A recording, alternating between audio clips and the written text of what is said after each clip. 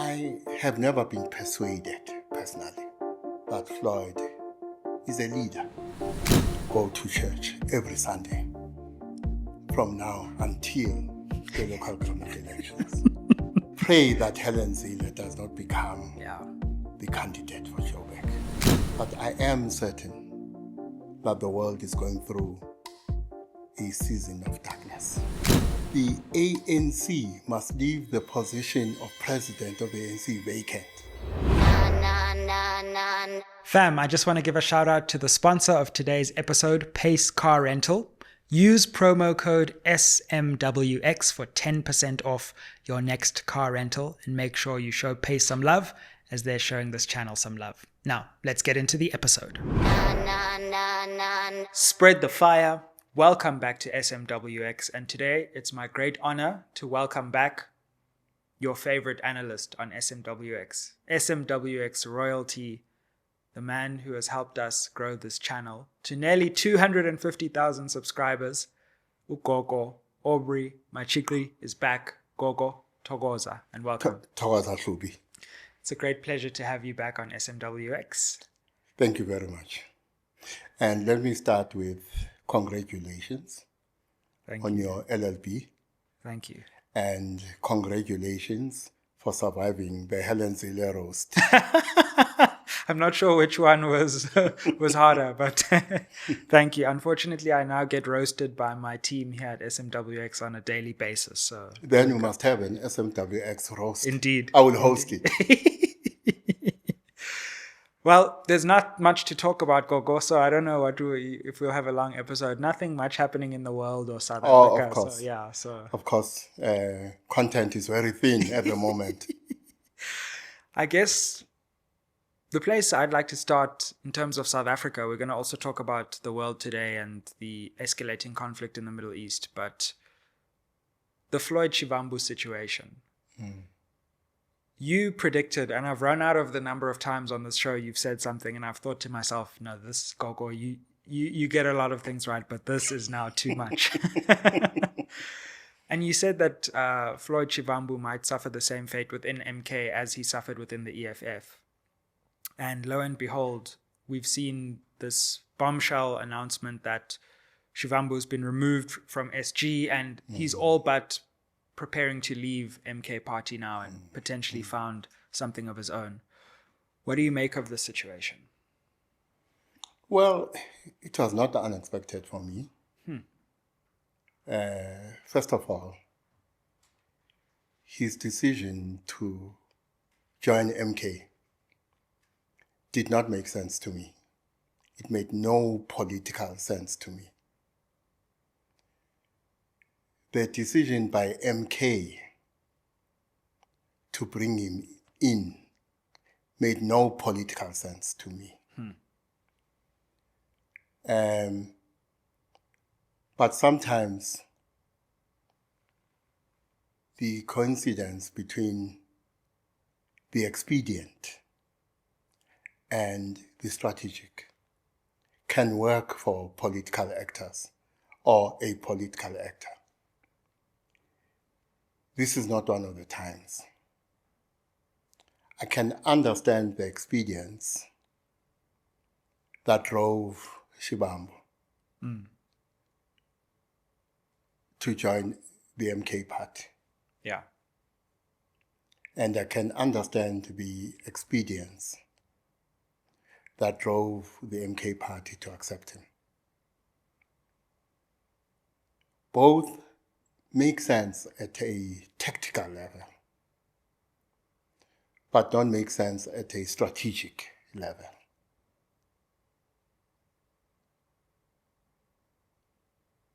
Now, of course, if you look at Floyd and you look at the FK leader, Jacob Zuma, the question of intersubjective realities is not unimportant. The question, therefore, of their subjective strengths and subjective weaknesses as political actors in relation to objective reality is not unimportant. But it is precisely the confluence of the subjective weakness of Floyd Shivambu and the subjective weaknesses of Jacob Zuma that in part have brought the MK party and Floyd to this moment. But another thing that is important when it comes to the intersubjective reality regarding the two political actors is the gap between self-perception and how you are perceived by others.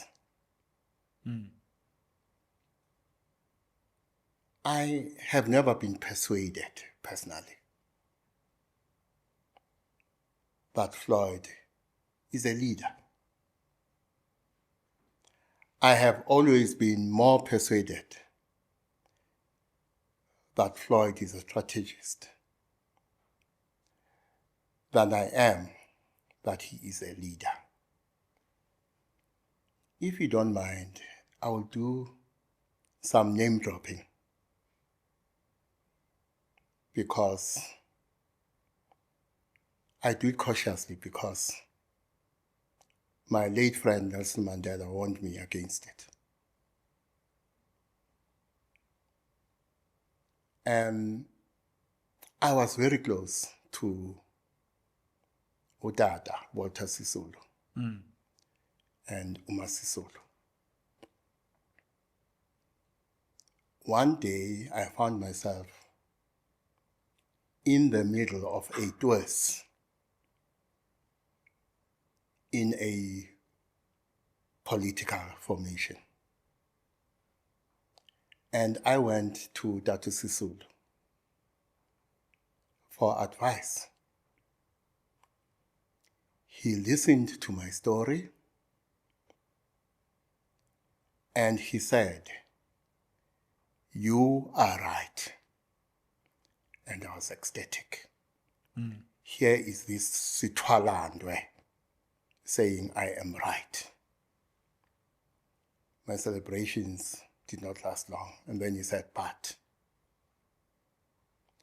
if you are right, but you cannot take people with you, you might as well be wrong." It is not enough to be right.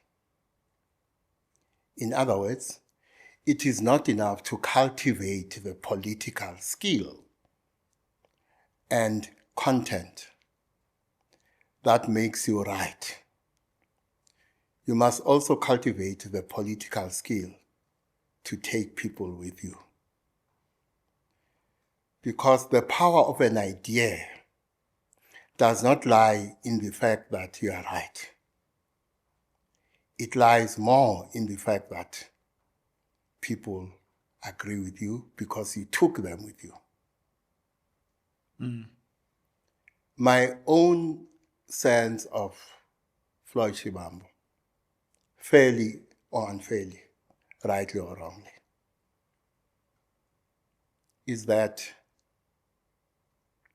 yes, he does have a strategic mind.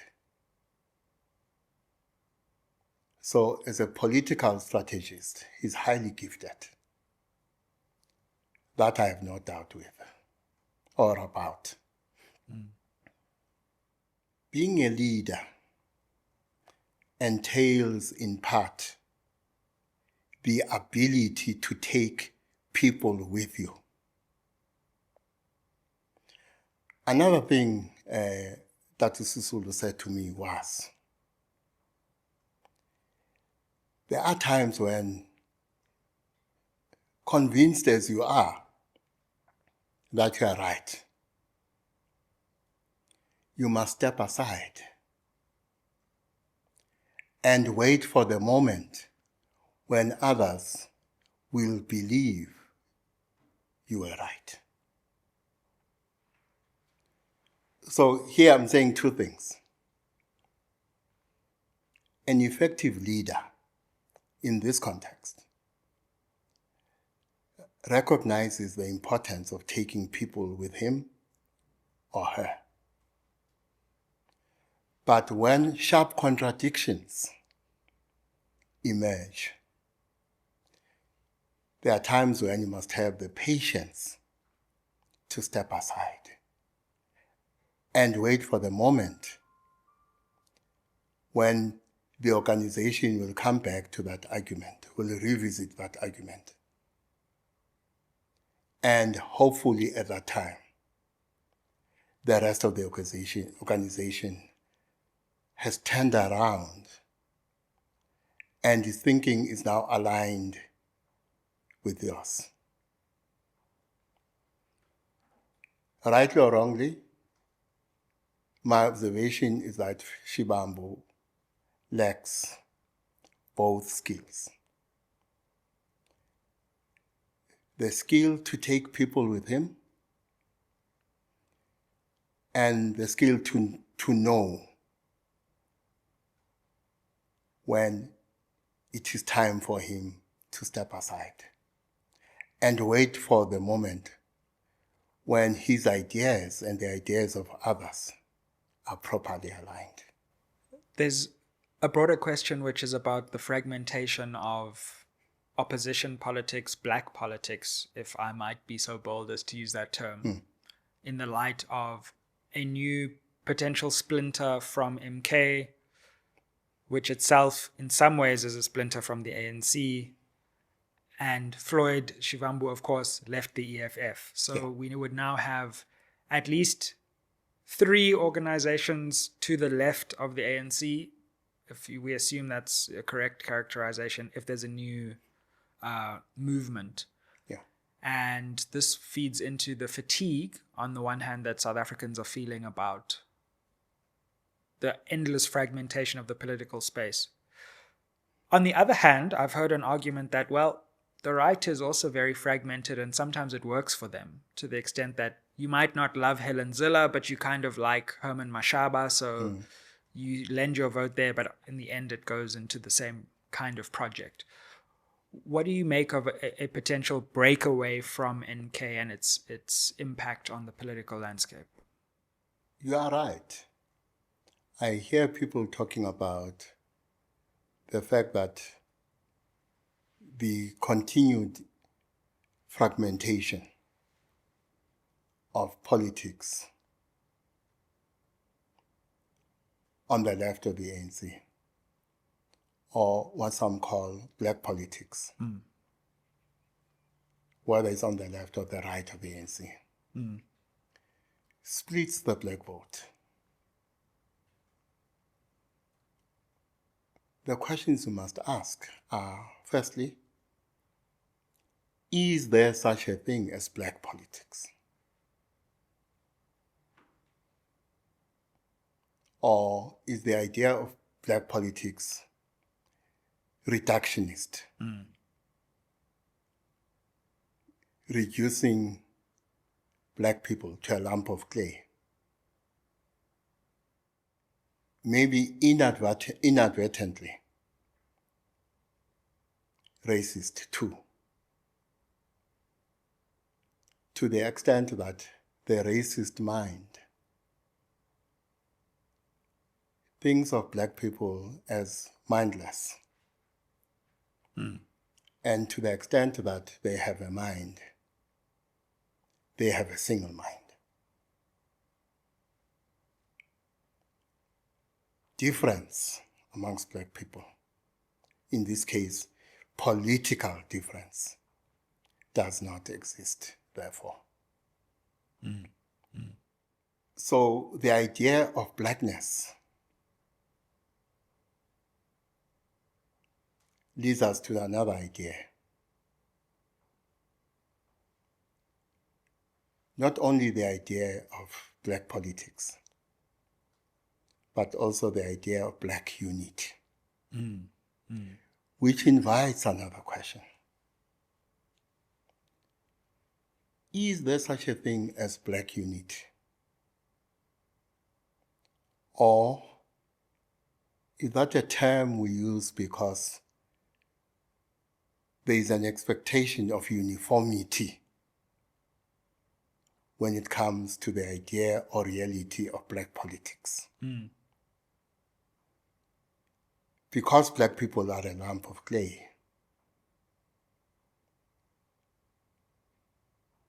there is no difference between unity and uniformity. Because theirs is a mindlessness that produces uniformity, homogeneity, and difference does not thrive in this context.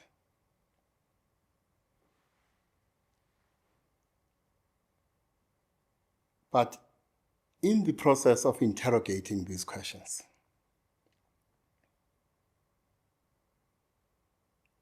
we must go back to another period, in the evolution of what we might want to call black politics. Late 60s, 70s, the emergence of black consciousness. Now, I do remember that when I was a young teenager, around 1977, I had older boys at school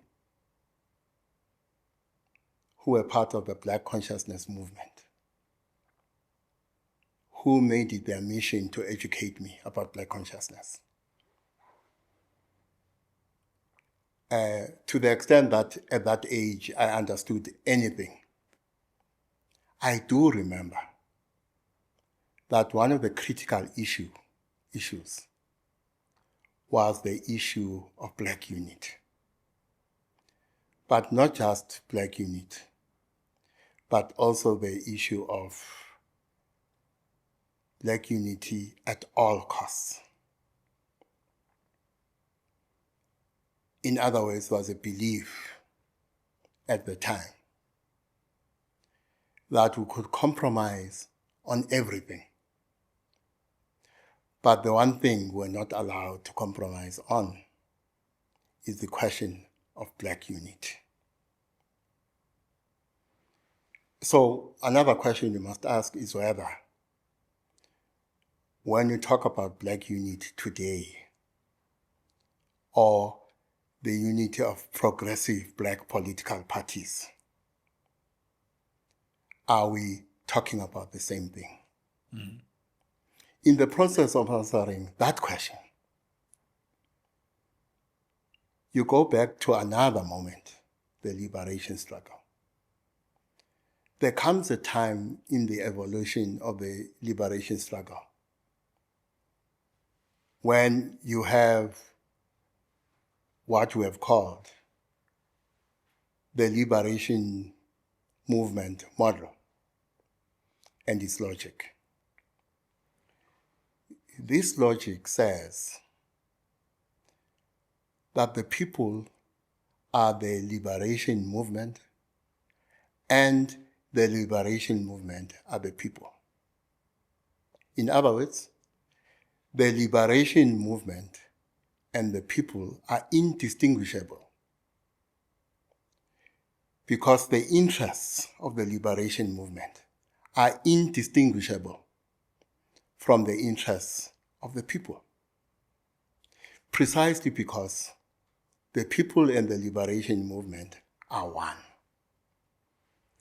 Now, I will say one of the reasons we end up with the formation of a COPE, the formation of an EFF, the formation of the MK party is because that logic of the relationship between the liberation movement and the people has disintegrated to the extent that it became a reality, if it ever became a reality. What has disintegrated is the idea or the reality that the interests of the liberation movement and the interests of the people are indistinguishable. In other words, the liberation movement will always act in the interest of the people, and the people will always act in the interests of the liberation movement. One of the things the outcome of the 2024 general election is telling us is that that outcome, that election result, is a function of the decoupling of the interests of the people from the interests of the liberation movement. The liberation movement, in this case, being the ANC. Because the so-called motive force of the National Democratic Revolution, the people, decide to decouple their interests from the interests of the ANC. In other words, it is no longer their view that the liberation movement acts in their interests. In other words, they come to the realization that the interests of the liberation movement and the interests of the people are not indistinguishable, or are not always indistinguishable. The second thing is this: the formation of COPE, the formation of the EFF, the formation of the MK Party, all of them are a product of decline at two levels. They are a product of the ANC's decline, and they're a product of a decline in our politics. Our politics, not just the ANC, is in a state of decline. That is why, to this day, I continue to argue that we have made the mistake of thinking that our crisis, our political crisis in this country, can be reduced to the crisis in the ANC, whereas ours is a generalized political crisis. The MK Party, the EFF, are a product of that generalized political crisis. We are led not just by an ANC in crisis. We are led by a political class that is in crisis. We are led by a political class that suffers from a chronic lack of leadership. We are led by a political class that suffers from a chronic lack of thought leadership. So the MK Party, the EFF, and therefore this moment of Floyd Shivambu leaving the MK Party, of course he says he is not, I will call this micro-cheating. But what has happened with Floyd Shivambu in the MK Party is a direct, or one of the direct products of the decline of our political class. Our political class is in a state of decline, and that decline has produced the EFF, MK Party, and Floyd Shivambu. I might go even further, Gogo, and say I've been thinking recently that we criticize our politics and our politicians so much, rightly, and the political class, but are we not ourselves a people in crisis in the first place? And I think the people themselves are in crisis as well. And we're a society in crisis. Let me tell you why I'm laughing. Yeah. My wife and I have many conversations about the state of radio. And how radio in this country is in a state of decline, particularly talk radio. And then I say, well, maybe it's not fair to blame radio. Yeah. Maybe it's not the quality of the station, the quality of programming that is the issue. We must extend some thought to the quality of the listener. So we must extend some thought to ourselves. In other words, maybe what we suffer from in this moment of decline is the poor quality of leadership. In other words, the poor quality of those who lead as well as the poor quality of those who are led. Yeah, absolutely. Maybe that's the problem. Absolutely. And the leaders and political parties in some ways are symptomatic of both. Yeah. Yes, exactly. And in fact, each feeds the other, because when you have poor leadership, it affects society itself, and society then chooses and produces leaders who... So actually, as you say this, and I look at your hand movement, your arm movement, I see a snake. It has two heads. One head is swallowing the other. So one head are those who lead, and the other head are those who are led. And the two heads are swallowing one another. Yeah. That is the state of our politics.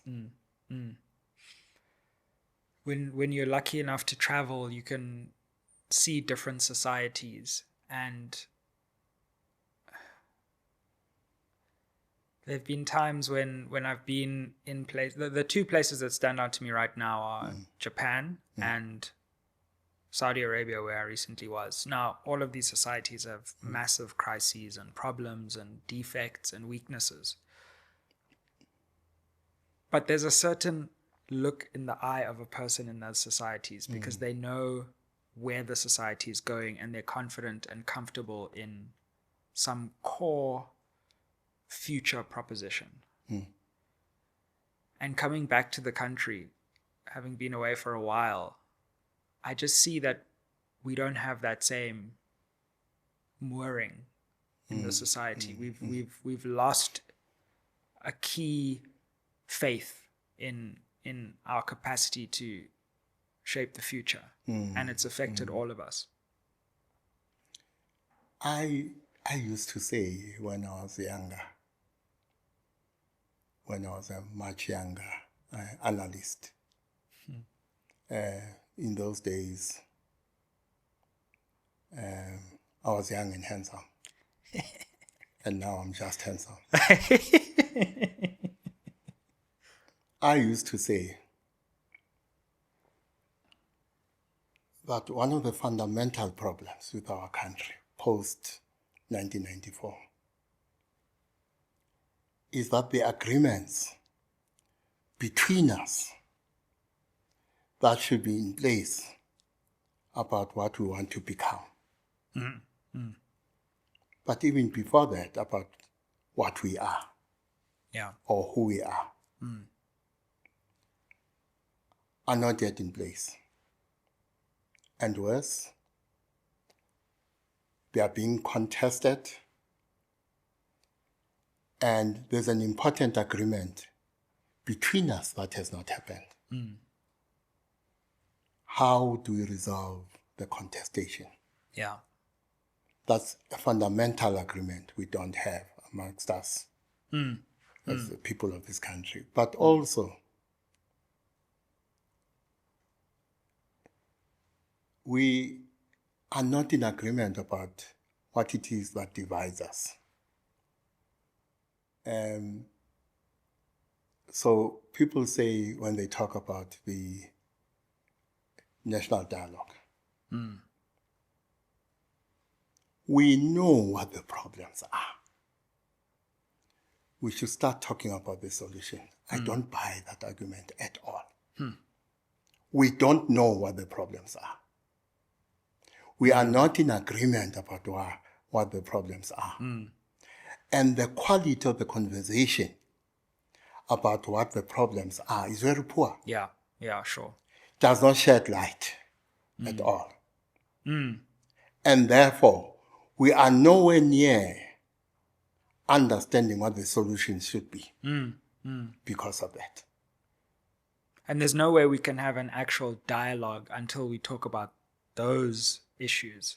We can talk about load shedding and Yes, water. exactly. The and- potholes. Yeah, exactly. And all we like. But unless we get to the crux of the what's broken in the society, then there's no point in talking. And I would love to talk about that. And I think there would be value in a dialogue about that. Yes. But I think there's absolutely no value in the superficial, what's in most political party manifestos. Floyd should join the SMWX party. And the SMWX party will launch a national dialogue. Absolutely. To look at that question. Yeah. But this problem is not only at national level. It's not only in the domestic arena all over the world. It's a global problem. Yeah. And this is how I understand it. We can come back to what I'm about to say, or we can just leave it. So I look at the bombs falling on Tehran, Gaza. And I think two things. Firstly,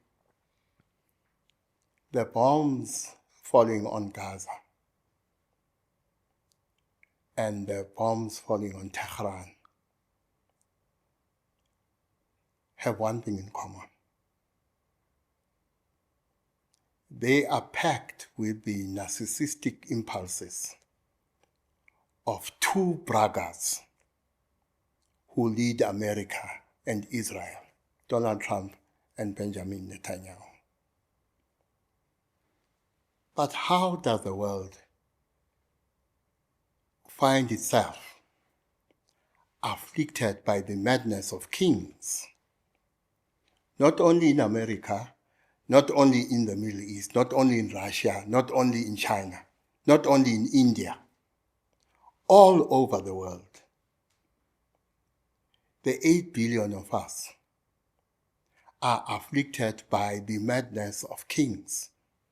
Wherever you are in the world, in whatever country you are in the world, you are afflicted by the madness of the king in the place in which you are. But the madness of these kings has become a global crisis. That's the first thing. The second thing is this. As I was watching the exchange of missiles between Iran and Israel, I thought,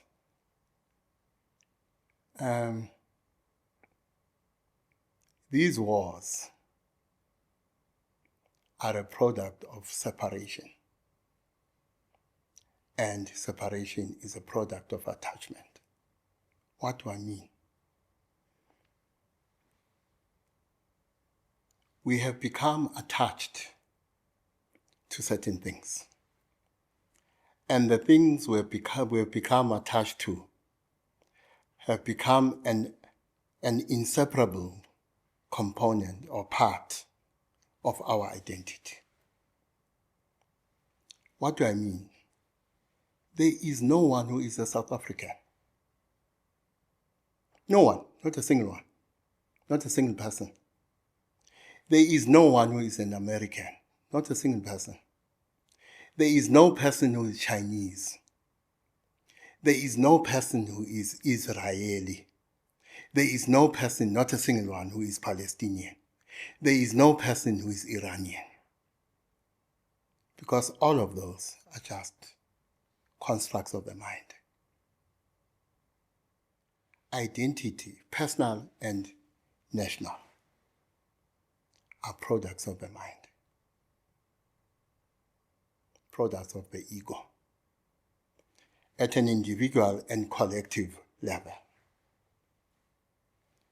But we've become attached to the flag, to the words of the national anthem, to certain political ideas, to certain ideologies, we have become attached.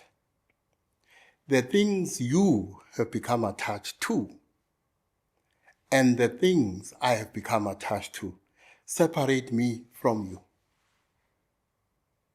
They separate the Israeli from the Palestinian, the Iranian from the American from the South African, and so on. Because we become attached to things that don't exist. There is no such thing as South Africa. There is no such thing as America. There is no such thing as Iran. There is no such thing as Israel. There is no such thing as being a Jew. There is no such thing as being black. There is no such thing as being white. There is no such thing as being Xhosa or Zulu or Tswana or Sotho or Greek or Japanese. All of these things are constructs of the mind. All of them. But we have become attached to them, and this attachment separates us from one another. And the separation creates the environment in which you can inflict pain on another, because I'm separate from the other. And therefore I can inflict pain on the other without any problem. And all of it coming from something that does not exist. But as I said, you can leave it here or come back to it later or on another occasion. Let's go there, Gogo, because I'm just, for the first time, I'm really worried about the world. I mean, pretty much every 3 months for the last 20 years on social media, there's been a hashtag World War III, and I think it's always been overblown. I've always been the person to say, no, there's no chance of this. This is a limited conflict. But two things have just really rocked my confidence in the world right now. The one is this: if we look at international law, wow, or what's left of it. Oh, lawlessness. Yeah, exactly. There are basically two major crimes you can commit. One is genocide, and one is a war of aggression. Everyone agrees those are the things that we should try to avoid as a world. And yet we find ourselves in a situation now where there is an unfolding genocide on top of a war of aggression. And the retaliation, who knows where that's going to go. But it is I think deep down, I assume that if we were ever in the situation, humanity would be able to somehow muster the courage and the wherewithal to stop this stuff from happening. But now you kind of get a sense of what it must have been like when world wars were breaking out. I don't know if a world war is going to break out, but I know what we have now is going to be looked back on as a very dangerous time in history. Sorry, remember that the two world wars were wars in Europe. Yeah, exactly. So the term world war is a misnomer. Sure. And the impact, of course, was global. But these were wars in Europe. Yeah. And maybe this is crude, but I'll say it. The First and the Second World War were wars between white men, not world wars. These were wars between white men which had a global impact. Now, a week after October 7, 2023, I wrote a long piece on how I saw the Israeli-Palestinian conflict. I made two predictions. I said, there is a possibility that this Israeli-Palestinian conflict will become a regional conflict. And then I said, when I look at what is happening all over the world, it may feed into conflicts in other parts of the world. Yeah, absolutely. And thus cause a global conflagration. I still hope I'm wrong, particularly on the second. Yeah, yeah. Because I'm no longer sure I'm wrong on the first one. But something else is going on here, Hlubi. International relations, particularly in its incarnation as the UN Security Council, is both an immoral and amoral space.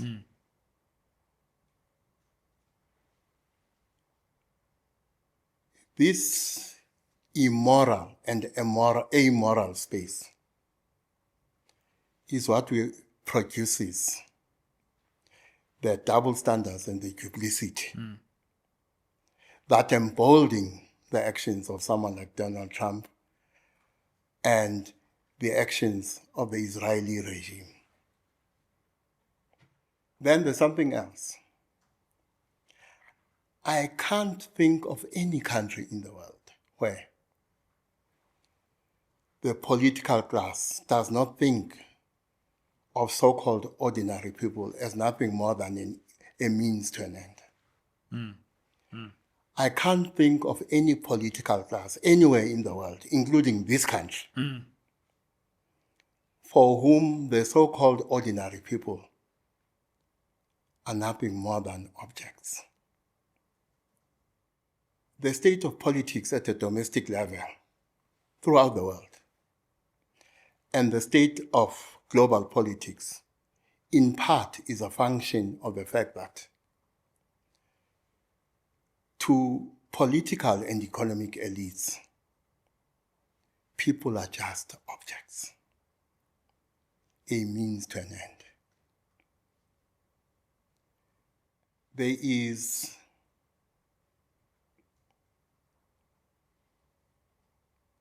an emerging consciousness. A new consciousness is emerging.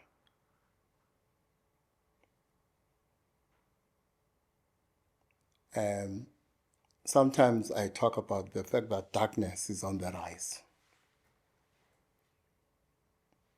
that we are going through a dark season.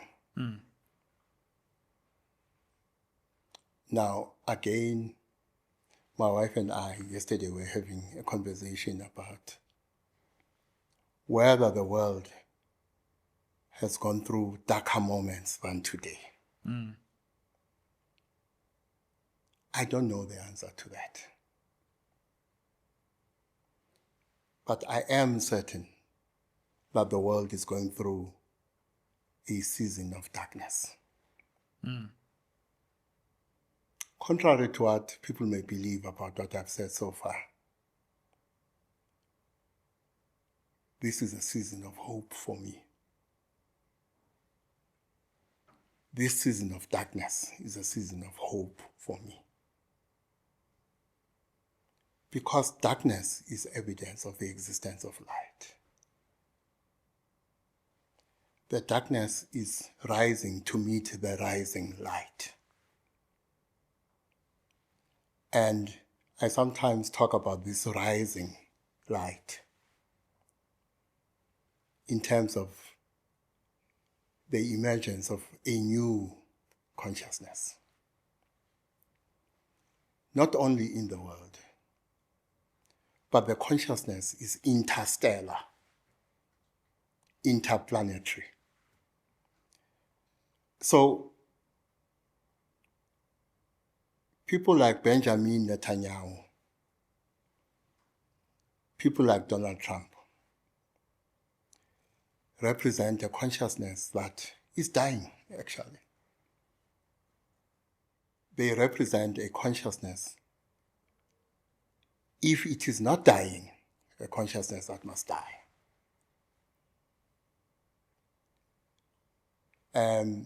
If you look at the world through the eyes of numerology, you look at what was going on during the 20th century.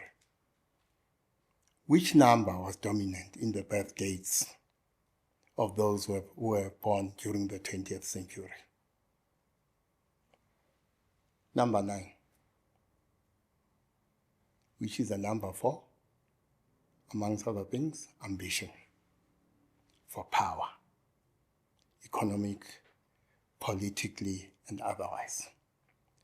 And this global ambition for power became the main source of instability during the 20th century.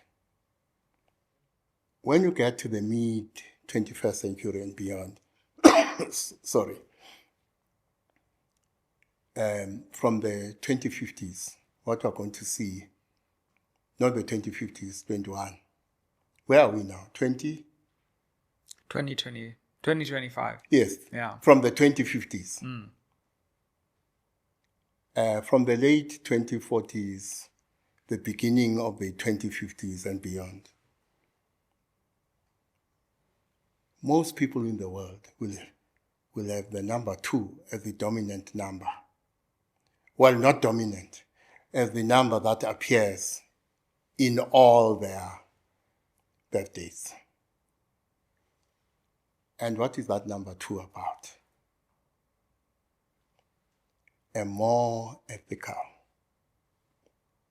sensitive relationship between us and others, between us and the planet, between us and other planets, between us and other beings. Therefore, this emergence of a new consciousness I'm talking about is a story that is also told by their numbers. That actually, the reason I am hopeful about this rising darkness as evidence of light is a story that is told by the numbers too, that the light will triumph and a more ethical world will emerge. But before that happens, the forces of darkness are going to show us flames. So my hope is not a naive hope. I'm aware that we are going to go through a lot. To use the language of young people, kuningiya that is coming. Kuningiest even. Yes. Yeah. That which is coming.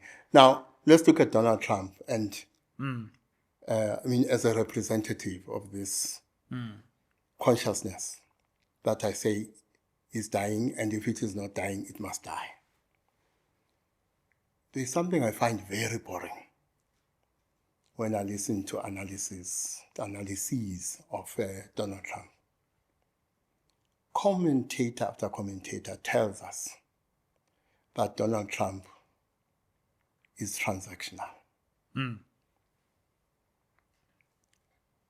That misses the point.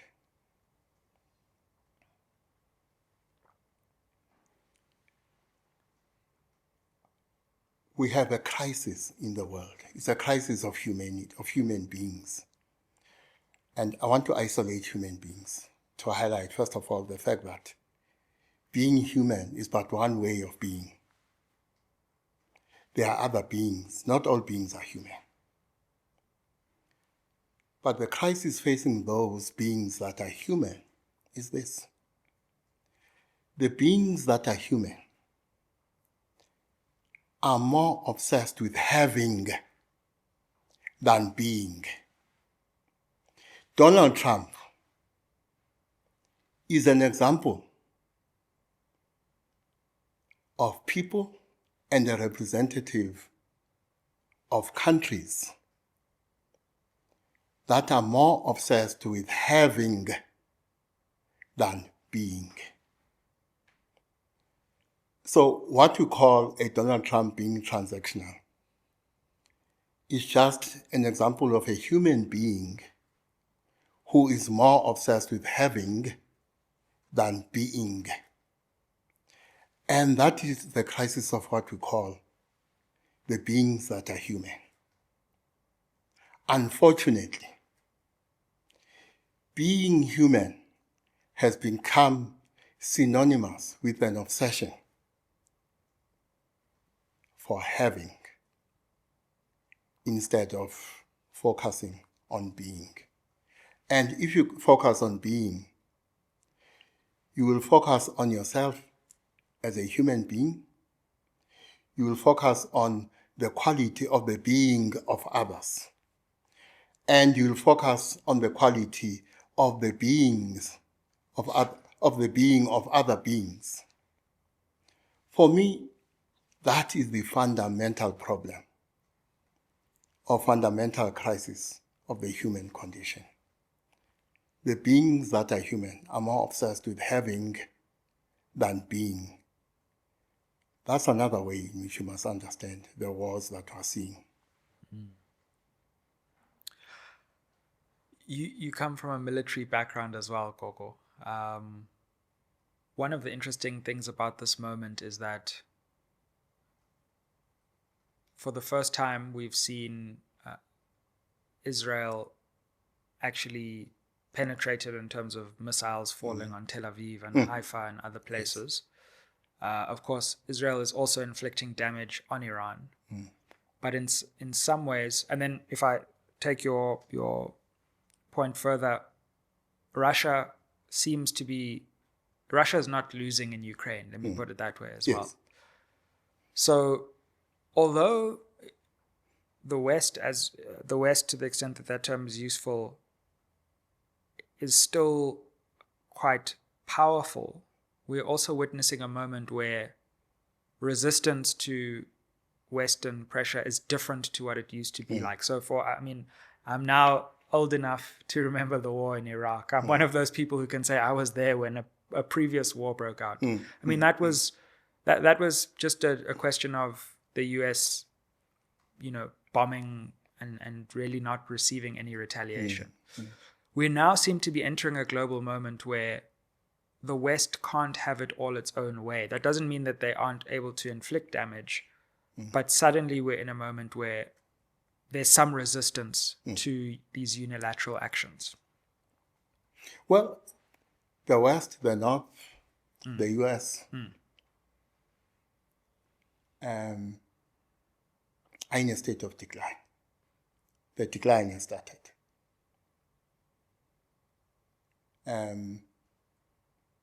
It may be in its incipient stages, but the decline has started.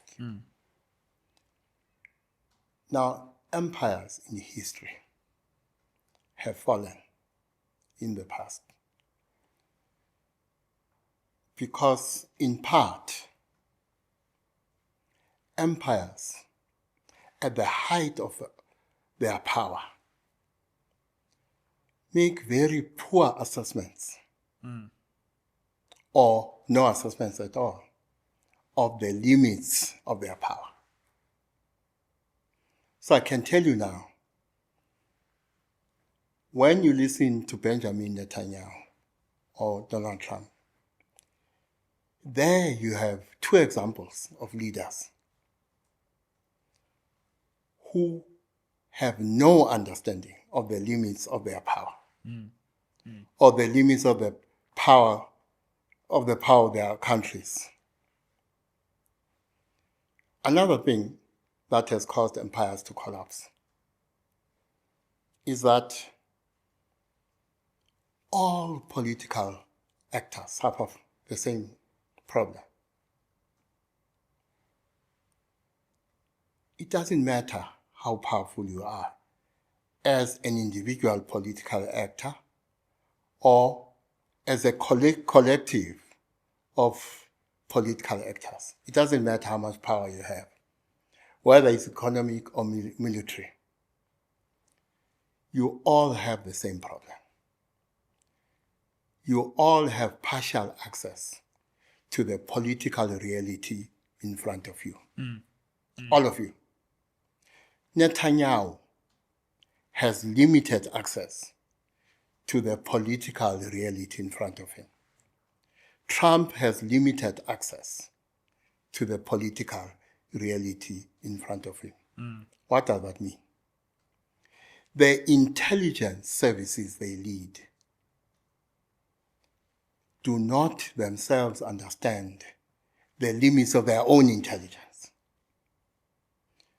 So America and Israel go on these military misadventures because of a poor understanding of the limits of their intelligence. So Mossad may be one of the most respected intelligence services. And maybe before I proceed, I must be sure they have not put a bomb in this microphone.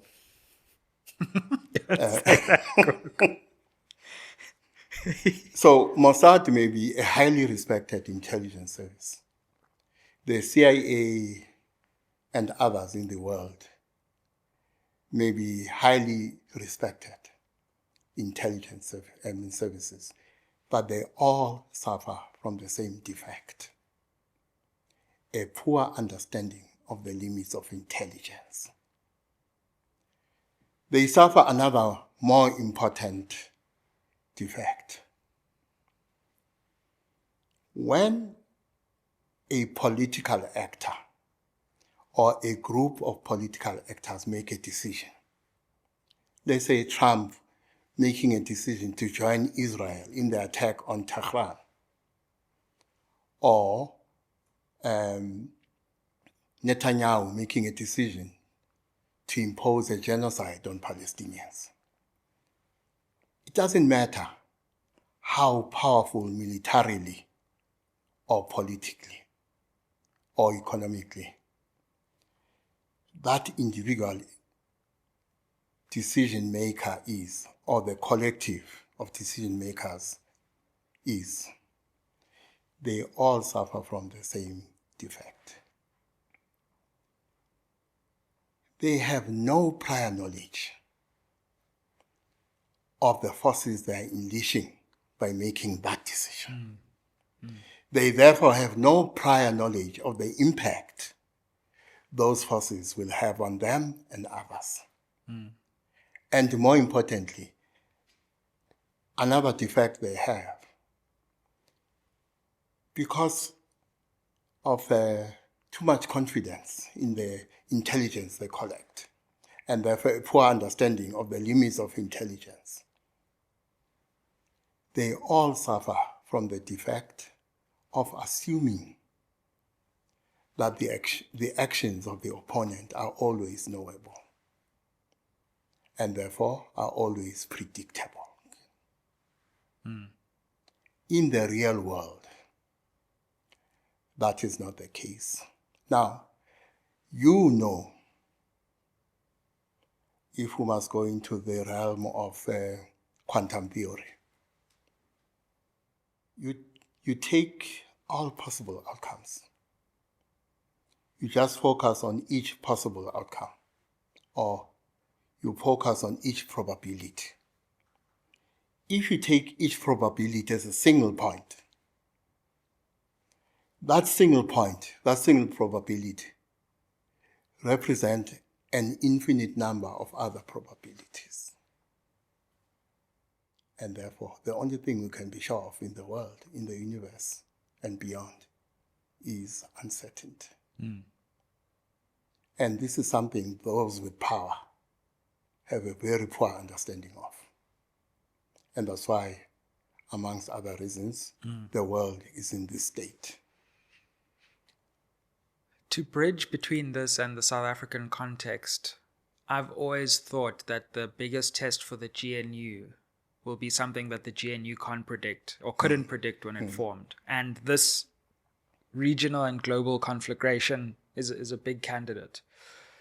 What do you make of South Africa's response so far? Because I must say we've been quite flat-footed in my view. I actually went to see, have we made a statement about this? And we actually have. Yeah. The president has made sort of a statement. But it's, look, in the way that diplomats think of these things, it's not a bold statement. We're still hedging our bets, I think. But sooner or later, if this spirals out of control, this is going to be a major conversation for South Africa, and we have this coalition government, which is then going to have to negotiate a war in the Middle East. I think here on SMWX we predicted that the one thing over which the GNU will struggle to cohere is foreign policy. Yeah, yeah. But the ANC and the DA will not struggle to cohere when it comes to economic policy. But they will struggle to cohere on foreign policy. For me, the problem is much bigger than that. It is that of South Africa's positionality. When I think of international relations, I use several lenses, but one of the lenses I use is that of the relationship between strategic cooperation, strategic competition, and strategic autonomy. Now, let me show you why these are critical. So, when we engage in strategic thinking about international relations and the relationship between these three elements,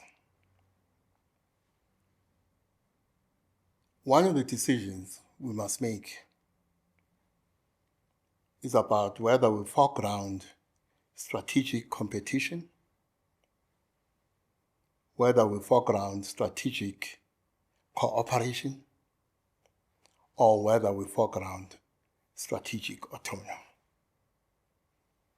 And that invites other questions. For instance, if you decide to foreground strategic competition,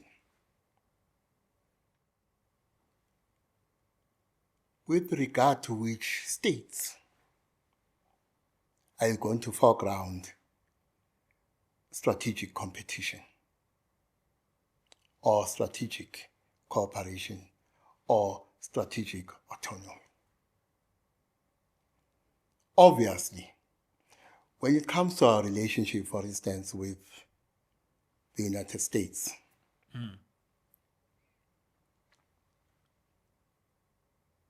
it's very difficult to foreground strategic autonomy. It may be easier to foreground strategic cooperation. Yeah. But even that is limited by the element of strategic competition. Because in relation to South Africa, America may foreground strategic competition in relation to Russia and China, for instance. And therefore, for South Africa, the question is, how do we navigate a reality in which America foregrounds strategic competition with China and Russia? And therefore, how do we as South Africa position ourselves? Now, it is not clear to me that we have decided on what our positionality looks like, and therefore what decisions were made with regard to what we're going to foreground. So that is one way, that is one lens I use when I look at international relations. But at the same time, when we do our strategic thinking, have we done an assessment globally of the different strategic, competitive, and cooperative and autonomous elements of the relationship between key countries in the world? And have we done another analysis? The international relations place, especially now, is fraught with constraints. the geopolitical equation is changing.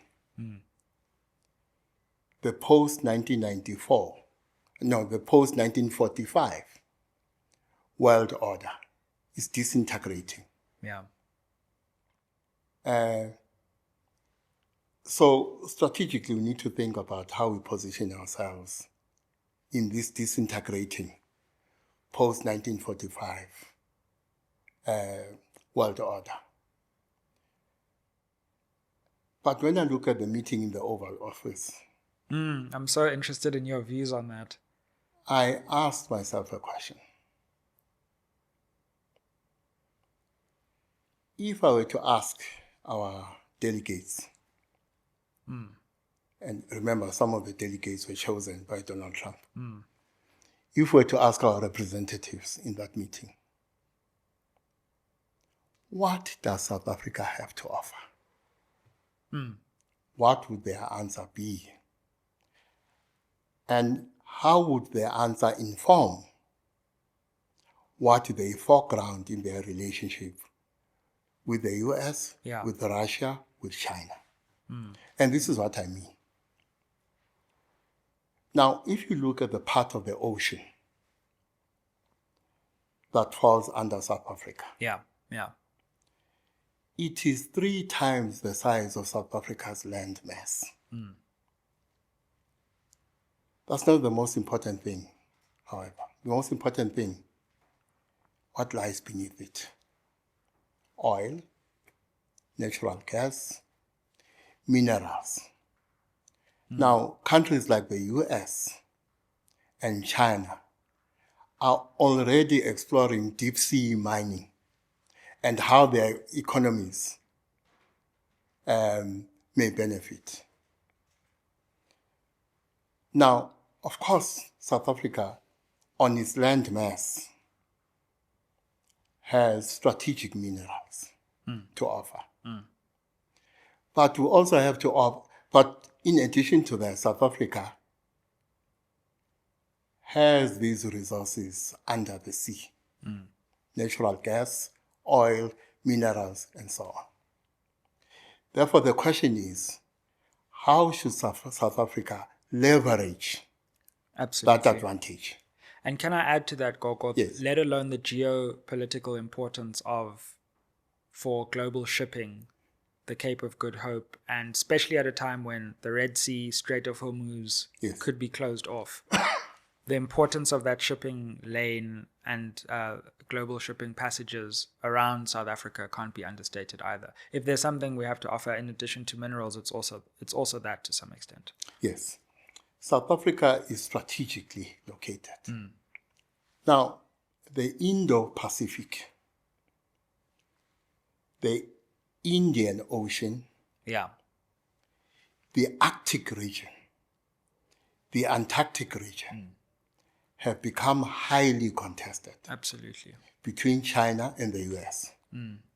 And at another level, China, if you look at the Indo-Pacific region and you look at the Indian Ocean, there's competition between India, China, and America. Now, there is an island in the Indian Ocean called Diego Garcia. Now, Diego Garcia is part of an archipelago of islands.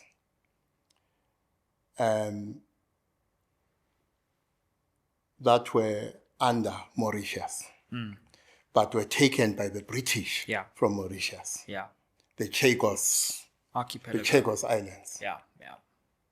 Now, of course, Mauritius and the British have reached an agreement, and the Chagos Islands have reverted to Mauritius. Even though Britain there's still some rearguard resistance, but yeah. And there's a reason for the resistance.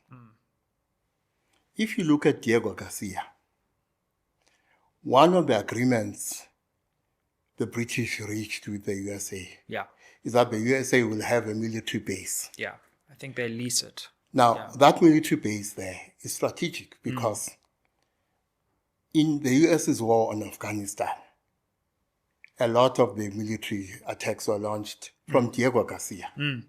So Diego Garcia is strategically located. Yeah. Now, look at what is happening. Now, of course, I still dream of myself and my six-pack walking along the beach in Mauritius in my Speedo, in my red Speedo. Now, but there's something else happening with Mauritius. Remember, Mauritius does not have a military. It relies on India for security.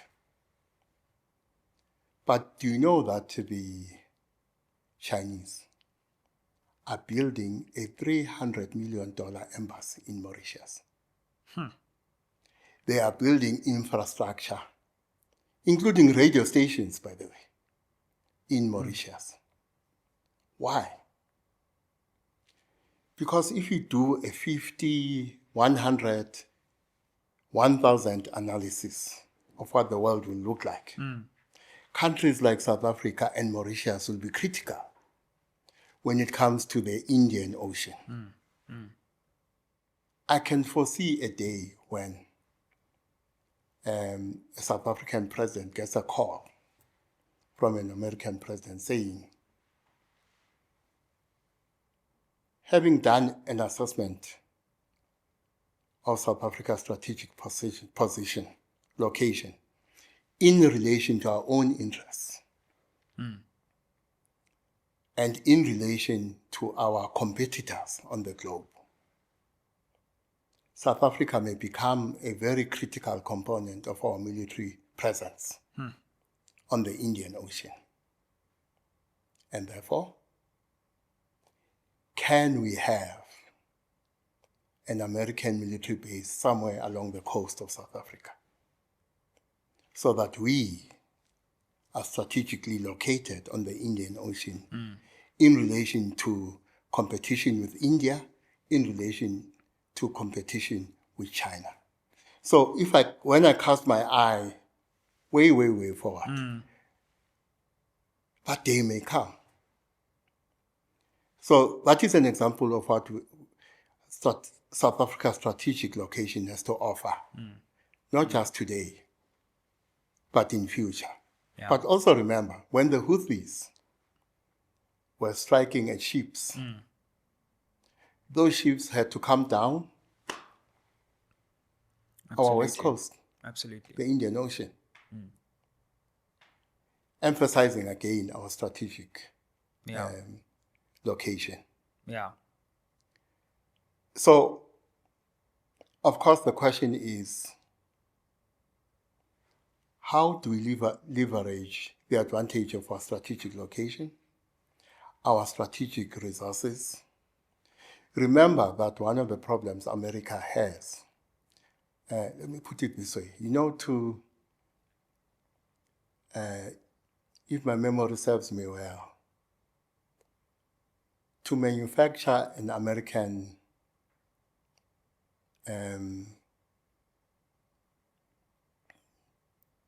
fighter, like let's say an F-15 or F-16,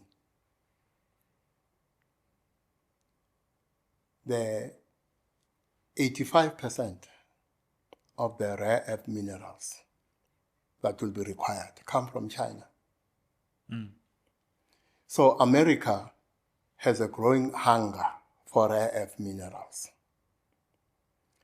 Hence the talk of annexing Canada, Greenland, which is linked to America's interest in the Arctic region. There is growing competition between America, Russia, and China. Yeah, for the Arctic. For the Arctic. And remember, in the Arctic region, Russia has the highest number of icebreakers. So you look at China and the rare earth minerals. There's something China did from the 80s. They started stockpiling rare earth minerals. Why were they able to do that?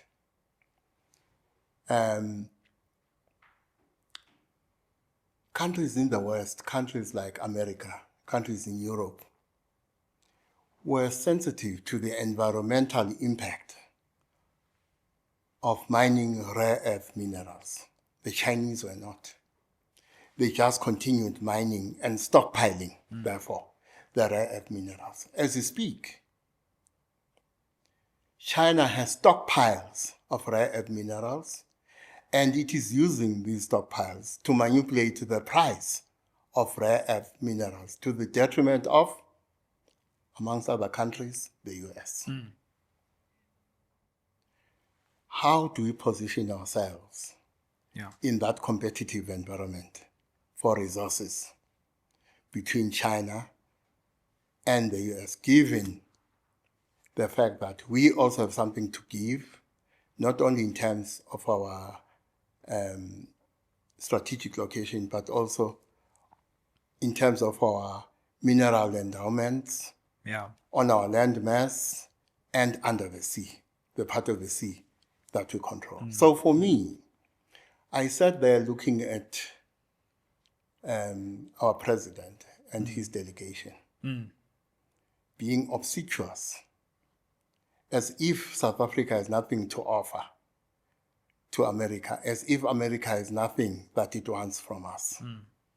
Whereas for me, to put it in simple terms, what America must decide when it comes to how it's going to relate to South Africa is whether our boyfriend allowance will come from China or it will come from America. For me, it boils down to that. We can write papers, beautiful papers about our strategic imperatives, but it boils down to that. When we engage America, America must remember that if the boyfriend allowance is not going to come from them, it's going to come to China. It's going to come from China. What did you make of the meeting, by the way? Just that, I mean, what... it was a fiasco. The meeting was a total fiasco, in my view. Our delegation did not make sense on too many fronts, as far as I'm concerned. It seemed what we thought we had to offer was some golf courses. That was our main strategic offering. Well, so were these two South African golfers who were not chosen by our president to be part of the delegation, who were chosen by Trump. But flag. On the day... Or a red or white flag, whichever exactly. Yeah. And on the day, who asked them to speak? Not our president, but the American president. Yeah, and when they spoke in a way that helped Trump and not us. Yeah. Like, thank you for helping us in Angola. What were they doing in Angola? Killing black people who were fighting for liberation. You know? So it was a fiasco on so many fronts. It was also a fiasco because I looked for signs of preparation. I was tempted to come to the conclusion that they were ill-prepared. In other words, they did not look at all the possible scenarios. What makes it more of a fiasco is that we now know that in their preparation, they painted several scenarios from the worst to the best to the medium scenario. And our president was still caught off guard. Worse for me, the minister in charge of intelligence was in the room, said absolutely nothing, when she should have been the one preparing the president with the data that was required to rebut the argument, the lie of a genocide in South Africa. But no, the president did not look like, did not sound like he was privy to such data from our intelligence services about how to rebut this lie about the genocide in South Africa. But I came to a worse conclusion about why the meeting in the Oval Office was a fiasco. I came to the painful conclusion that this country, this government, does not understand statecraft. For me, that was the main problem.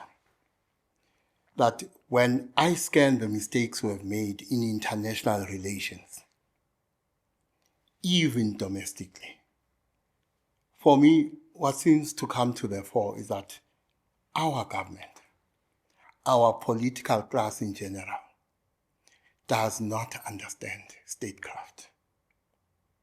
Or, if it does not take statecraft seriously. I did not see in the Oval Office a president who understands statecraft. I did not see in the Oval Office a South African minister in charge of intelligence who understands statecraft. Now, statecraft is going to become more important, not less important, going forward. Given the changes that are happening in the geopolitical arena, and given the changes that are happening domestically, how do you position the post-apartheid state to be an effective state when it comes to giving meaning to the aspirations and needs of our people? Do we have a state that understands the imperative of national security? Now, of course, when I listen to our political class, they confuse state security with national security, whereas state security is a component of national security. For instance, when you make a decision whether Starlink should get a license, this is not just a matter of communications policy or a matter of economic policy. Fundamentally, it's a matter of national security. Do we have an understanding in the context of statecraft of how our health system, education system, road system, communications feed into national security instead of a narrow focus on state security? So we have a very James Bondian understanding of national security.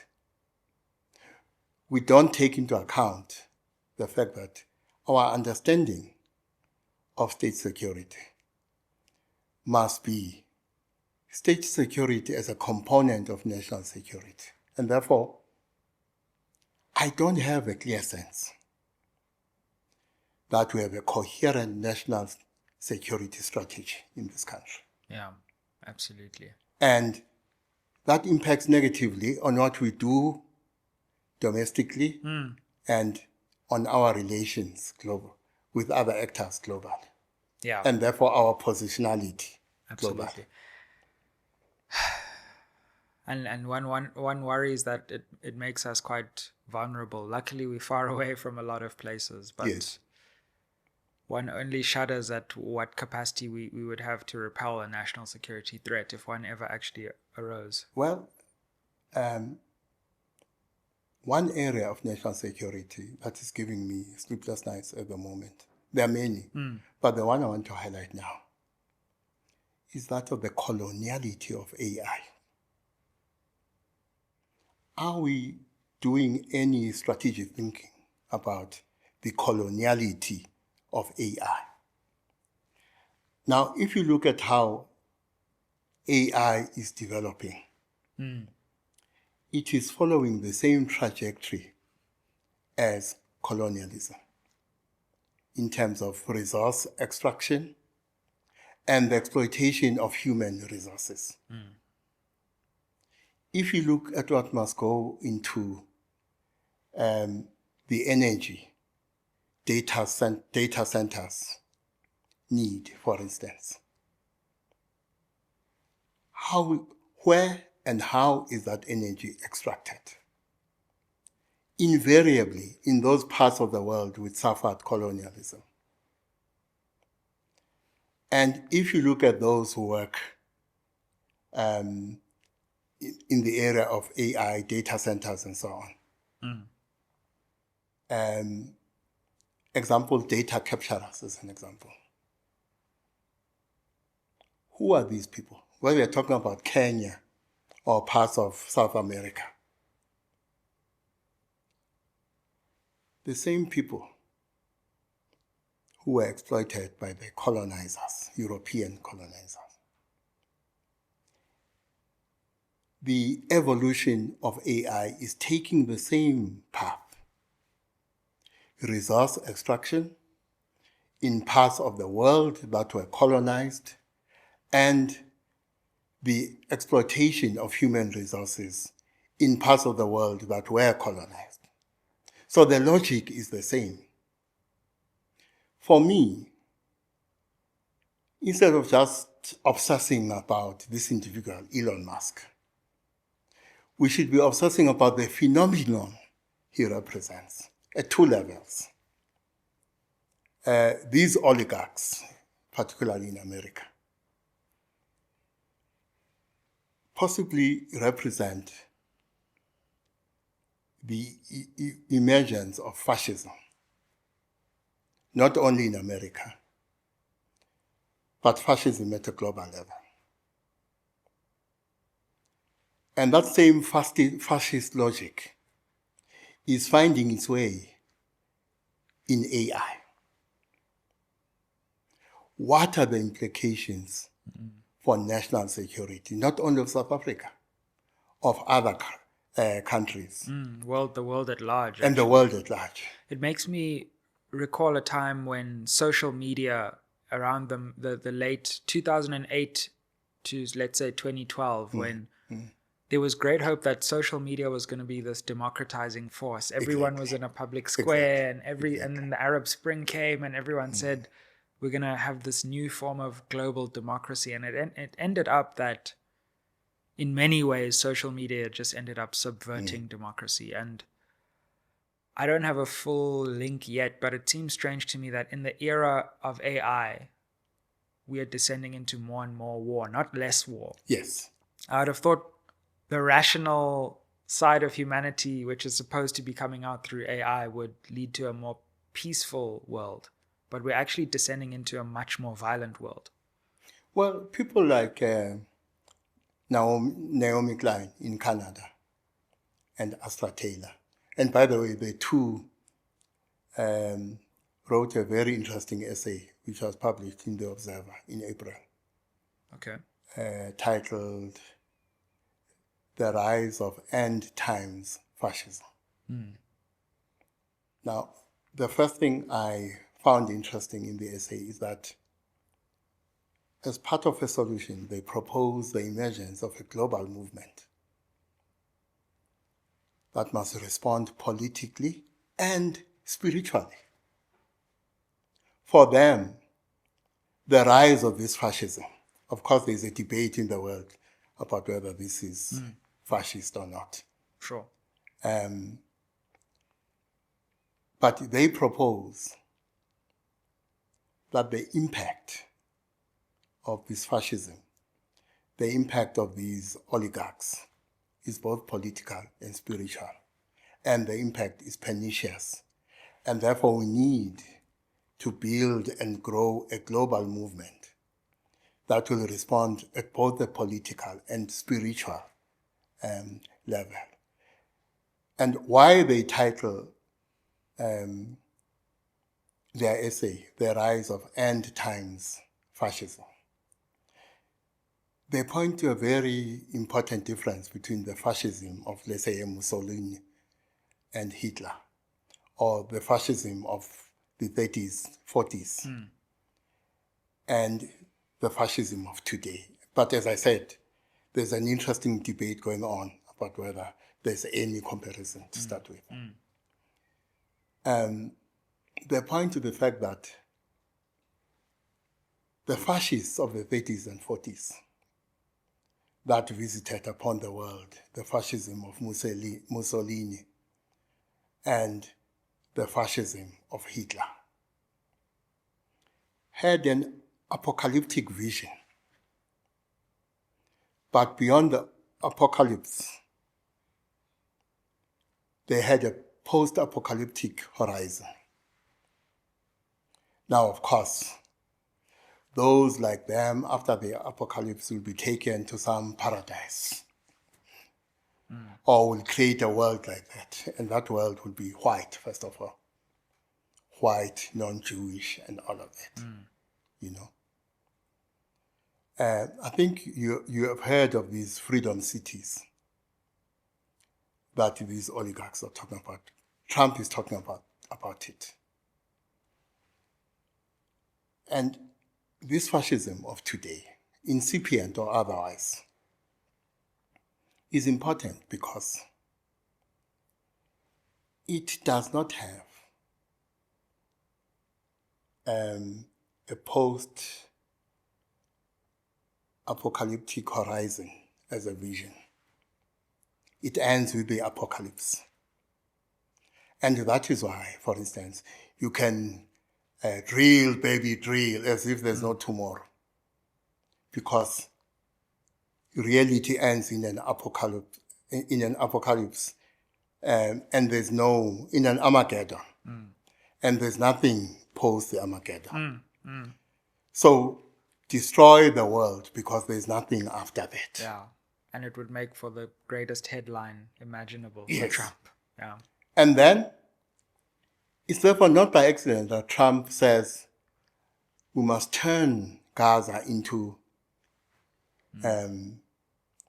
what did you call it? A Riviera or A something. Riviera. Yeah. It's consistent with this emerging fascist logic, which says we are approaching the end times. When the end comes, there's nothing beyond the end. So we will drill, baby, drill. We will destroy the world. We will consume. We will engage in hyper-capitalism because there is nothing after the Armageddon. It ends with Armageddon. But before Armageddon, we must build these freedom cities. Gaza will be one of them, for instance. In these freedom cities, you experience hyper-capitalism and not everyone can be part of them. Especially, you're not going to have undesirables like black people in those, or let me not say black people, because in their logic, everyone who's not white is undesirable. But in their logic, women are undesirable too. Because in their logic, women are not as human as men, or are not as human as they are. So Gaza becomes this freedom city for the likes of Trump and the what do they call them? The proligarchs. The proligarchs, yes. Yeah. You know? So instead of a post-apocalyptic vision, they have a pre-apocalyptic vision. What kind of world do we want to live in before Armageddon? It's in a world that is hyper-capitalist. We just consume, you extract, because literally there is no tomorrow. Yeah. So some of the war, some of the conflict we're going to see from today going on us are informed by this logic that we are approaching Armageddon, and there's nothing after Armageddon. In other words, what you're seeing today in part is informed by a pre-apocalyptic vision instead of a post-apocalyptic vision. Fascinating, Gogo. We've gone on for quite a while, and I'm aware of the constraints on your time. One more question. Okay. We've been on GNU watch together for a long time on this channel. The GNU has just turned 1, so it has survived to this point. What has the GNU achieved, if anything, and how do you assess what the GNU is becoming right now? Well, first of all, the fact that the GNU has held together for a year is a positive for the GNU.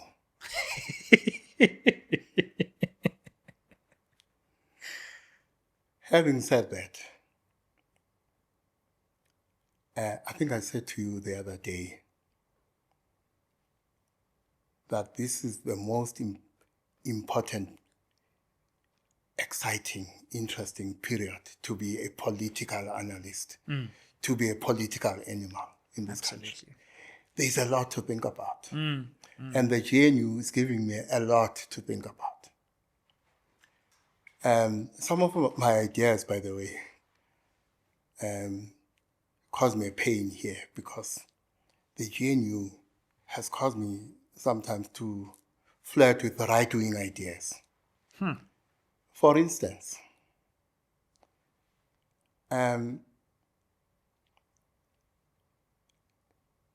which functions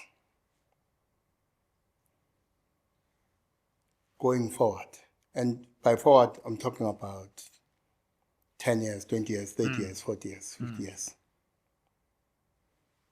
must devolve from national to province, from province to the local sphere. For instance, should all economic functions reside at the national level?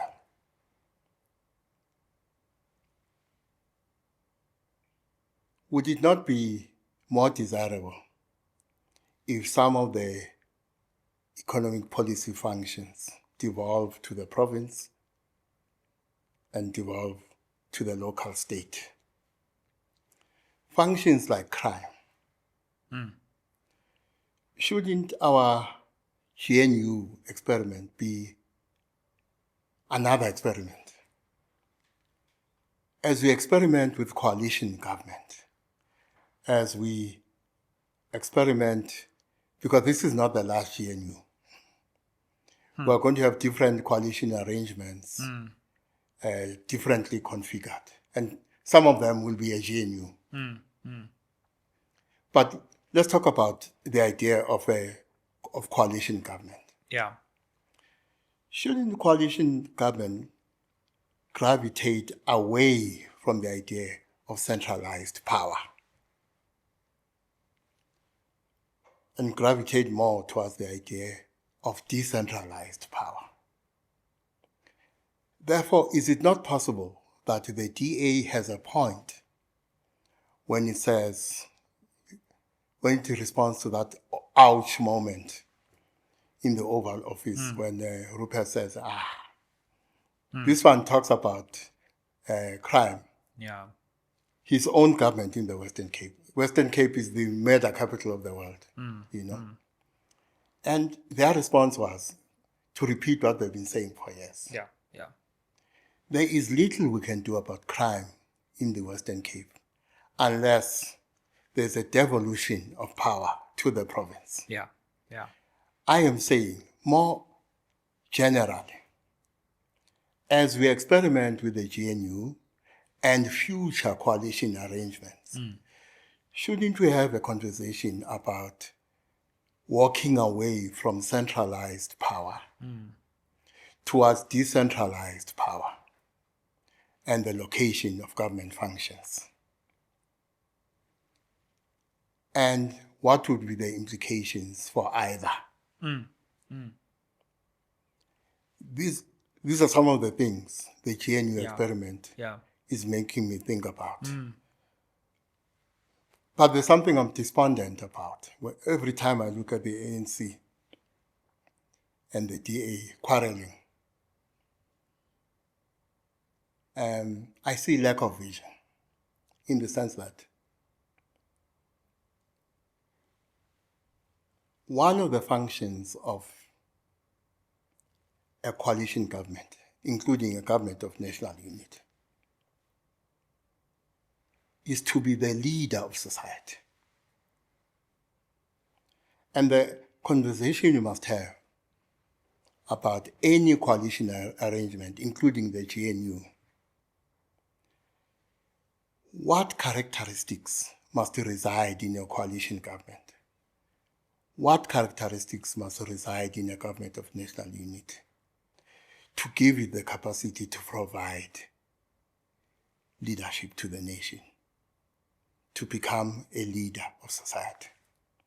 Because unless the GNU or any other coalition arrangement can morph into the role of leader of society, our national strategic goals will remain unachievable. Yeah. I have to ask you, sorry, Gogo. Every time you say something, it just creates I'm working on a hypothesis at the moment, which I don't like, but unfortunately seems to be drawing, is the rational conclusion to draw in my view, which is I think the DA is going to do quite well out of this GNU in the local government election. And I can see them doing quite well in Joburg, for example, where there's just so much despondency about governance. And with Zille's decision to stand as Joburg mayor, I mean, I don't like it.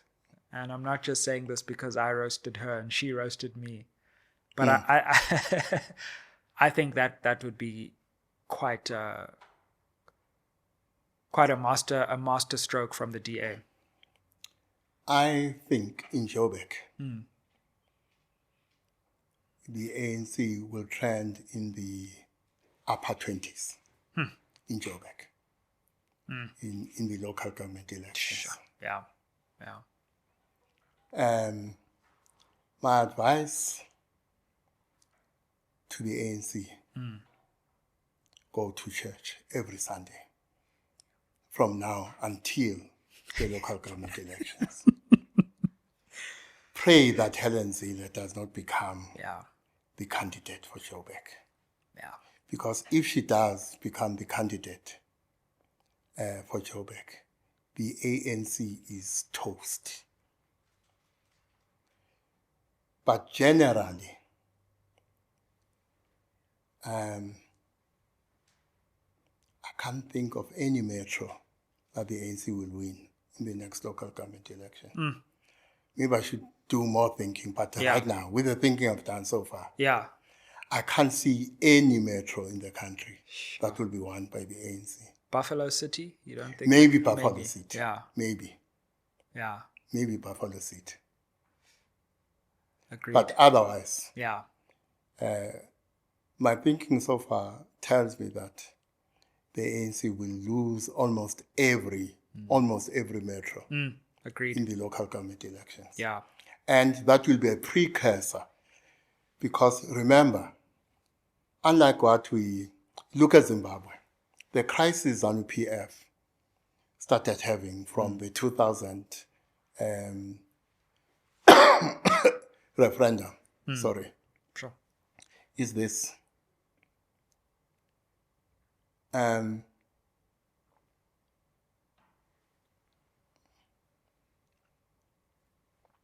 ZANU-PF decidedly becomes a rural party. And the opposition, like the MDC, benefit from the fact that electoral support is shifting away from ZANU-PF, leaving ZANU-PF with a rural base blocking ZANU-PF from becoming an important factor in the urban areas of Zimbabwe. The crisis for the ANC is this. I think more than 54% of South Africans now live in an urban area. That has political implications. But our situation is not the same as Zimbabwe. The ANC is losing support in both rural and urban areas. That's the crisis it is facing. And that is why I think in the next local government election, the ANC will do poorly in most metros. Yeah. But that will flow into the next general election. And if the ANC wins 35%, I'll be the first one to buy them cake in 2029. Wow. And that, I suppose, is linked to questions of ANC succession as well, because President Ramaphosa will have had a very bad 2024 election, a very bad 2026 election, and then it'll be the ANC's national conference, where there are, at least by my count, 7 potential candidates at the moment. I have been saying, at least for the past 3 ANC national conferences or so, and I'm saying it about the 2027 national conference. I'm saying the same thing. The ANC must leave the position of president of the ANC vacant until there is an ANC member who is equal to the task. Because right now, and in the foreseeable future, I can't think of a single ANC member who is equal to the task of being ANC president, of being ANC president. And therefore, in 2027, I advise again, the ANC must leave the position of ANC president vacant. Gogo, it was a joy and just wonderful as always, and fascinating to talk to you. Thank you for giving us your time for this blockbuster episode of SMWX. Thokoza Hlubi, and I will repeat again my gratitude that this is one of 2 places where I get to talk about politics in this manner. SMWX and Aubrey Matshiqi on 702. Yeah, that's fine. Siyathokoza. We must just now sabotage. Oh, is that St. John's thing? Probably, but don't worry. We are now going to sabotage Aubrey Matshiqi, so there's only one place you can talk about. I'm joking. No, it's a great joy to have you, Gogo, and thank you so much. Gamako.